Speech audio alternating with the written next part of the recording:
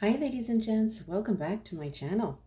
Today I'm super happy to share with you my Halloween themed bracelet and styling using some pieces from my collection that I honestly forgot about. Now these pieces are the pumpkin and ghosts. Please keep in mind that this is my first ever Halloween themed design.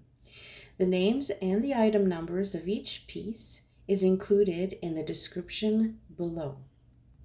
My design process starts by choosing the type of jewelry, the base metal color, mix of metals, primary color, secondary color, and finally a contrasting color or colors.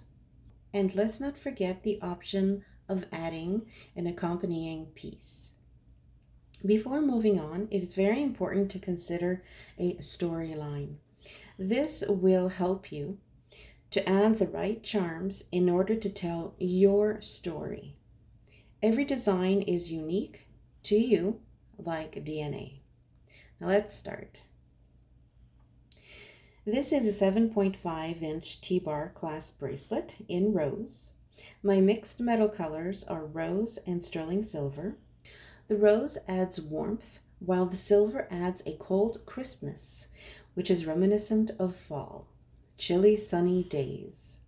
It makes sense to add the silver, as I'm using another pair of my favorite clips, which are the freehand heart clips in rose and sterling silver. The tree monster charms represent young trees playing in dark, eerie forests.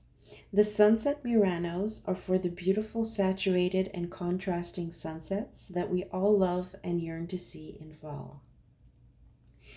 The orange faceted heart is for all those little lit up jack-o'-lanterns on porches or held by trick-or-treaters on Halloween night. And let us not forget those witches haunting these dark and eerie forests at night is represented by the stunning faceted tourmalinated quartz pendant. For the accompanying piece, I added the sweet pumpkin with the stitched mouth onto a rose O pendant. Now this is the small O pendant, and it is on a 60-centimeter cable chain. To prevent the pumpkin from flipping upside down, I did insert 5 trimmed silicone stoppers. Yes, that is correct, 5 of them. And trust me, that was not an easy task. If you do put silicone stoppers on charms on the O pendant, it is a little bit easier if you leave the O pendant slightly open. Take 2. There are also silicone stoppers on both sides of the heart. Now those are trimmed, and 1 untrimmed silicone stopper per ghost. Now this was only done for the video.